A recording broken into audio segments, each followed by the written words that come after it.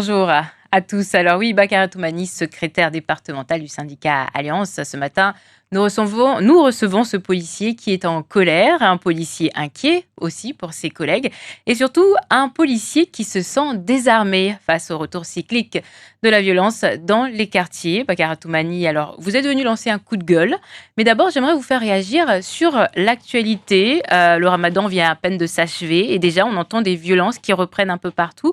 À Mtsapéré notamment, le jour même de l'Aïd, un homme s'est fait violemment agresser par une bande de jeunes qui, en tentant de s'interposer et en voulant aider un jeune pourchassé justement par cette bande.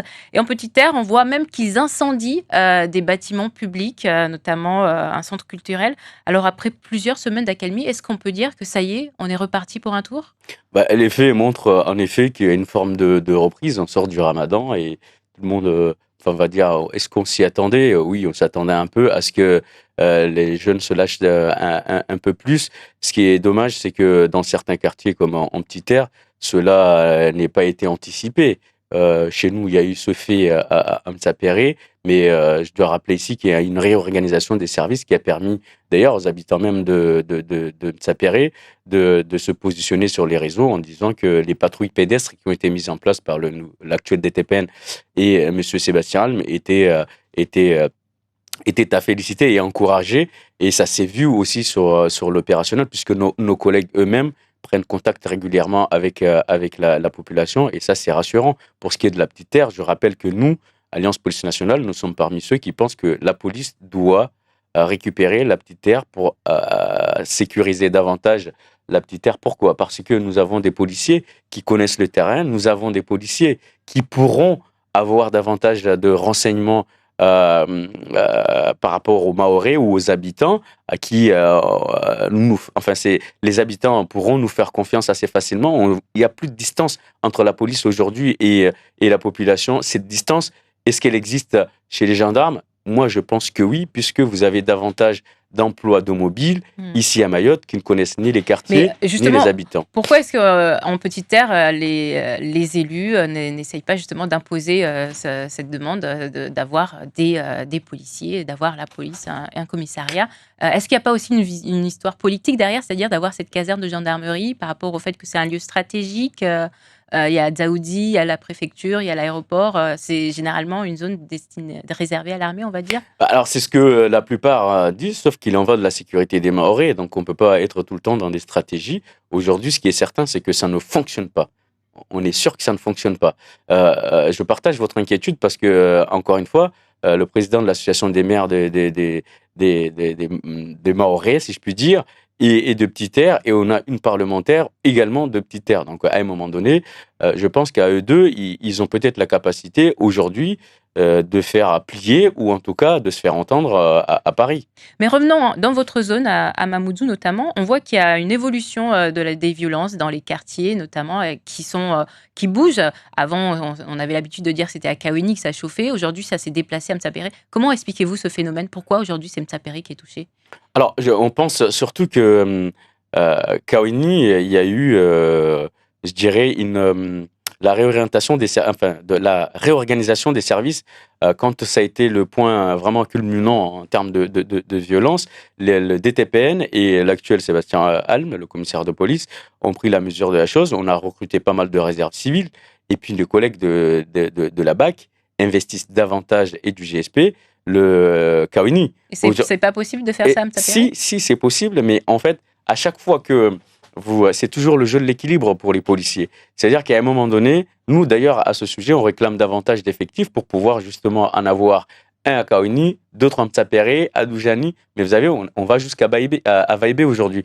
Au moment où vous avez un véhicule à Kaoni ou à Doujani, ben, vous l'avez peut-être pas forcément à Vaïbé. Donc en fait, c'est toujours le jeu d'équilibre qu'il faut trouver. La problématique, c'est que vous avez aussi une jeunesse à Doujani qui n'a pas été prise en compte et à Mtsapéré. Et c'est le fruit aussi de bandes. Donc à un moment donné, vous avez des bandes qui se constituent, les jeunes en fait grandissent et à un moment donné, ils restent entre eux et s'affrontent. Ça, c'est quelque chose que nous devons anticiper. Vous avez eu un coup de main du RAID il y a 2-3 mois de cela. Ça vous a apporté quoi? Est-ce que maintenant, il y aurait un partenariat peut-être qui viendront? Est-ce qu'ils viendront vous prêter main forte régulièrement? Alors, encore une fois, nous, Alliance Police Nationale, nous étions parmi les premiers à réclamer cette arrivée de services spécialisés sur le RAID ou la CRS 8, la CRS 8 qui s'occupe uniquement des violences urbaines, si je puis dire.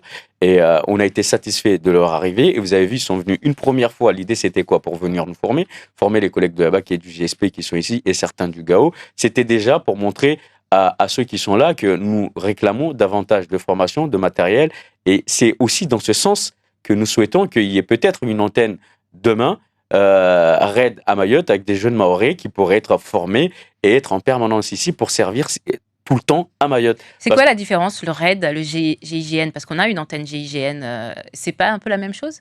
Ça pourrait être la même chose, sauf que l'emploi est différent. Le GIGN, c'est les gendarmes, et nous, le RAID, c'est policiers. Donc D'accord. nous, on dépend directement de ceux de La Réunion. S'il y a un gros événement à Mayotte, soit le préfet décide ou le parquetier de faire utiliser le GIGN, mais nous, en tant que policiers, nous souhaitons qu'il y ait une antenne à part entière, en raison de l'augmentation de la violence à Mayotte, mais également parce qu'ils ont les moyens disponibles en termes d'armement qui pourraient neutraliser certains individus à distance sans nous mettre en difficulté. Alors justement, on parle de matériel, on parle de nouvelles techniques d'intervention. Emmanuel Macron avait fait des promesses pour vous, les policiers. On apprend quand même qu'il y a certaines choses qui sont en train de changer. On nous parle de mise en place de drones. Est-ce qu'il y a vraiment des changements? Est-ce que vous pensez que ça va aboutir avec cette réélection pour la suite? Alors, en tout cas, ça fait partie des choses que nous, alors je ne vais pas dire que Alliance Police Nationale, mais puisque les autres camarades et les autres collègues des leaders d'autres des syndicaux ont aussi poussé à ce que le renseignement soit une priorité à Mayotte. Je peux citer Ali Badrou ici et M. Diabiri. On a actuellement le DTPN qui prend cette orientation pour qu'il y ait des fonctionnaires formés, en tout cas en termes d'utilisation des drones. L'idée, c'est d'avoir le maximum de renseignements pour pouvoir par la suite interpeller des individus considérés comme étant dangereux. Donc c'est quelque chose qui va se faire. Alors, vous êtes des policiers très sollicités, on le voit, mais toujours pas payés pour certains, vous nous dites. Jamaldine Diabiri est venu ici dénoncer ces difficultés il y a quelques semaines. Depuis, rien n'a changé. Pourquoi? Qu'est-ce qui se passe vraiment? Après, vous savez, dans tous les cas, lorsqu'on constate un fait, il faut un certain temps pour mettre en place des actions. 3 mois. Oui, mais c'est pas moi qui décide à quel moment il faut que ce soit tout de suite bas ou en haut. Mais dans tous les cas, les politiques, quand elles sont mises en place, il y a toujours un certain temps pour que les résultats puissent être visibles. Ça ne Mais- joue pas sur le moral des troupes? Ça joue puisque nous-mêmes, on est monté au créneau à plusieurs reprises pour dire au DTPN et au préfet que si on ne faisait rien, il y avait un réel risque, psychosocial d'ailleurs, un réel risque de démotivation et un réel risque que les Mahorais puissent en pâtir en termes de sécurité. Mais c'est lié à quoi, clairement? Parce qu'on nous parle de salaires qui sont traités depuis La Réunion. Est-ce que c'est ça qui fait qu'il y a aujourd'hui des retards? Non, je pense surtout que, d'abord là, il y a eu une grosse difficulté, c'est qu'il y a eu absence de concertation. Du jour au lendemain, on nous a dit « Ah, ben c'est La Réunion qui va être traitée ». Donc, nous, on n'a pas compris. Syndicalement, d'abord, en termes de crédibilité, j'ai trouvé la démarche très moyenne. On a visé Paris, mais vous savez que même en étant syndicaliste, je ne dispose pas de tous les leviers pour dire ah oui, non. Donc c'est parti à La Réunion. Mais nous, on a accepté que ça parte à La Réunion, Alliance Police Nationale, parce qu'on pensait que c'était une manière de fluidifier le circuit et que ce soit plus rapide pour nos collègues. On s'est rendu compte que c'est l'inverse. Et à partir du moment où on se rend compte que c'est l'inverse, il faut faire quelque chose. Soit abonder en effectif au SATPN pour que, je rappelle aujourd'hui qu'on n'a qu'un seul catégorie A. Est-ce qu'avec un seul catégorie A, avec plus de 700 effectifs, on peut arriver à des résultats immédiats? C'est compliqué. Donc moi, l'alerte que j'envoie au préfet, c'est attention, si vous ne prenez pas en compte nos collègues tout de suite, ça risque d'être difficile d'abord pour ceux qui sont là, mais en plus, en septembre, on va en récupérer. Nous, on se bat syndicalement pour qu'on ait des effectifs mahorais qui arrivent. On en a eu la certitude qu'il y allait en avoir. On a le mouvement profilé qui va arriver. Ça veut dire qu'en septembre, on va toucher un certain nombre de policiers qui vont d'abord venir remplacer ceux qui sont sur place, mais aussi un renfort. Si on ne fait rien maintenant, demain, il risque d'y avoir un gros problème. Alors, on nous parle d'autres difficultés au commissariat qui alimentent le malaise. On nous parle de différences de traitement en fonction que l'on soit policier venant de Mayotte ou policier venant de l'extérieur de l'Hexagone ou d'autres départements. Des différences de traitement dans les allocations familiales, dans les aides au logement, des aides dont les Mahorais, même s'ils viennent de l'extérieur, ne bénéficieraient pas, contrairement aux autres. Qu'en est-il clairement? Est-ce que c'est normal? Alors, est-ce que c'est normal?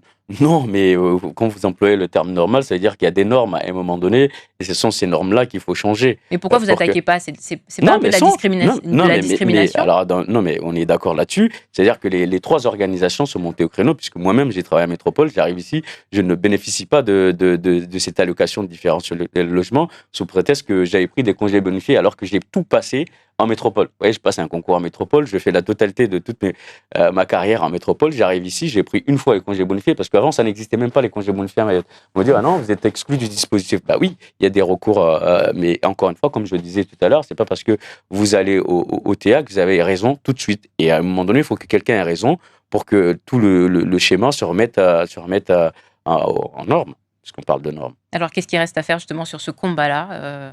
Bah, aller au TA, comme certains l'ont déjà fait, et ou inviter le préfet Ils à ont le eu gain faire. de cause? Non, pour l'instant, on n'a pas de gain de cause. Non, on se bat tous les jours. D'ailleurs, ceux qui sont arrivés ici, je rappelle qu'avant, quand vous étiez Maori, il n'y avait même pas la possibilité d'avoir des jeunes Maori à Métropole pour qu'ils viennent ici. Quand moi, je suis arrivé à Métropole, personne ne savait où se trouvait Mayotte. Mes collègues, la plupart, ne savaient pas où se Et trouvait aujourd'hui, il y Mayotte. en a de plus en plus, justement. Aujourd'hui, il y en a de plus en plus. Donc, c'est l'importance pour de ça se battre, qu'ensemble, il faut qu'on converge tous vers cet idéal en disant au préfet, c'est comme ça, et si c'est pas comme ça, on ira au TA. Et d'ailleurs, certains l'ont déjà fait. Tout le monde a saisi le bureau national, là, il y a encore des changements. Et c'est pour ça que nous, on demande on saisit, en tout cas, Alliance Police Nationale, on a un avocat, on le saisit systématiquement pour que, en tout cas, il y ait une lecture réelle, parce que moi, je suis pas juriste, pour ne s'aventure pas n'importe où, pour qu'il y ait une lecture réelle de ces dispositifs, pour qu'on puisse les améliorer, ou en tout cas les aménager dans le sens et dans le bon sens. Autre coup de gueule, l'actualité nationale, des mises en examen qui se multiplient et qui concernent des policiers, notamment, on parle ici de la fusillade du Pont-Neuf, le contexte dimanche soir, le soir du second tour des élections, alors qu'Emmanuel Macron et ses électeurs fêtent leur victoire au Champ de Mars, un véhicule force un contrôle de police sur le Pont-Neuf, à 3 km de là. Un policier tire 10 coups de feu et tue 2 personnes. L'agent a été mis en examen pour violence volontaire. Des faits qui vous ont touché, pourquoi ? Touché parce que Alliance Police Nationale, je rappelle que nous sommes l'organisation qui s'est mobilisée pour le collègue parce qu'on privilégie l'opérationnel. Et je dis toujours que malgré les formations, parce que les formations, c'est quoi? C'est essayer d'acquérir les meilleurs réflexes possibles pour sauver le citoyen ou sauver le camarade. Donc il arrive un moment où l'instant T prend le dessus en fonction de l'analyse de chacun. Mais je rappelle que tout le monde ne peut pas être policier et tout le monde n'a pas la capacité de sortir, d'abord d'utiliser une arme, et tout le monde n'a pas la capacité de sortir une arme et de tirer sur quelqu'un. Et c'est pas une volonté. Donc si le collègue l'a fait, c'est parce que nous estimons qu'il y avait légitime défense. Et si à un moment donné, tout le monde respectait la police, quand vous avez un barrage routier ou un contrôle routier ou des sirènes, en général, les gens comme vous, Alda, comme Kamar ou comme votre ami, mais il y en a qui s'émeuvent de cette situation. Ils s'arrêtent, exécutent, et après, ça se passe mal. Là, moi, je comprends pas. C'est très simple d'avoir une sirène et de se dire, je m'arrête, et après, je me fais identifier. Oui. Il y en a qui s'émeuvent. Ils disent que, est-ce que fuir la police ou fuir en voiture mérite la peine de mort, en quelque sorte, dans ce contexte? Non, c'est pas la peine. D'abord, c'est pas la peine de mort, mais là, on est en train de parler de légitime défense. C'était pas fuir. C'est que lui, il sauvait ses collègues. Donc, est-ce que vous prenez le risque de dire, on le laisse fuir, après, il percute 3 personnes, il les tue, on aurait dit quoi? La police n'a rien fait. La schizophrénie française, ce que j'appelle la schizophrénie. C'est-à-dire qu'on veut de la fermeté, mais en même temps, il faut rien faire. Je rappelle que des faits similaires ont aussi eu lieu ici à Mayotte. C'était dans le sud et ça impliquait un gendarme qui avait été justement tiré sur plusieurs mètres. Moi, je rappelle quand même à notre population, à la population, que les policiers ne sont là que pour servir la population. Personne n'a envie d'aller se battre à Kawini, en Mtsapéré. Enfin, je veux dire, nous, on pourrait passer des vacations tranquilles et être rémunérés et se montrer, aller prendre le café, faire de la police de proximité. Mais si à un moment donné, on va au contact, c'est parce qu'on estime qu'il le faut. Sinon, ce serait le bordel en permanence. Ce serait le bordel en permanence. Et si on veut que ça ne soit pas le cas, et d'ailleurs on parlait des cycles, c'est parce que nos collègues de la BAC, du GSP, de la police secours, tous ceux qui sont à Mamoudzou et du GAO, font un travail remarquable. Et il faut le signaler. Ils vont au contact, et quand on va au contact, à un moment donné, il y a de la casse.